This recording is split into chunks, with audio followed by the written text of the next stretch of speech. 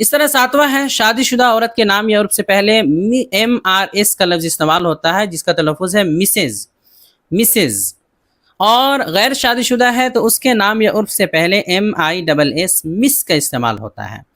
چاہے آپ کسی کو جو ہے ایسے دعوت نامہ دے رہے ہو، لکھ رہے ہو، یا پھر محفل میں کہیں پکار رہے ہو اس کا نام لے کر کے، تو اس سے پہلے اگر وہ شادی شدہ ہے تو MRS یعنی مسز بولیں گے، اور غیر شادی شدہ ہے تو مس بولیں گے. ہاں، مرد حضرات جو ہیں ان کے نام سے پہلے جو ہے MR لگاتے ہیں. مسٹر کا لفظ استعمال کیا جاتا ہے. MR یعنی کہ اس کا مطلب مسٹر ہوتا ہے. چلیے اگلا ہے 8واں ہے کہ ایک لفظ استعمال ہوتا ہے MS مس، یا اس کو مس کہہ سکتے ہیں. یہ وہ لفظ ہے جس کا استعمال شادی شدہ اور غیر شادی شدہ دونوں کے لیے آپ کر سکتے ہیں. بہت سی مرتبہ سمجھ میں نہیں آتا ہے کہ سامنے والا میرڈ ہے یا ان میرڈ ہے، تو ایسی صورت میں آپ MS یا پھر مس بول دیں تو بھی چل جائے گا.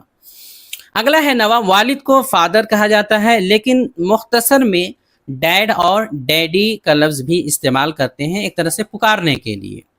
اس طرح 10واں ہے والدہ کو مدر کہتے ہیں، والدہ مدر، لیکن مختصر میں یہ یوں کہہ سکتے ہیں پکارنے کے انداز میں پکارنے کے لیے ممی اور موم کا لفظ استعمال کیا جاتا ہے. ممی، یہ ممی نہیں ہے، ممی ایسے انڈیا میں بول دیتے ہیں، لیکن انگلش میں تو کوئی تشدید ہوتی نہیں ہے، تشدید کی کوئی آواز نہیں ہوتی ہے، تو ممی ہے یہ اصل میں، ممی یا پھر موم.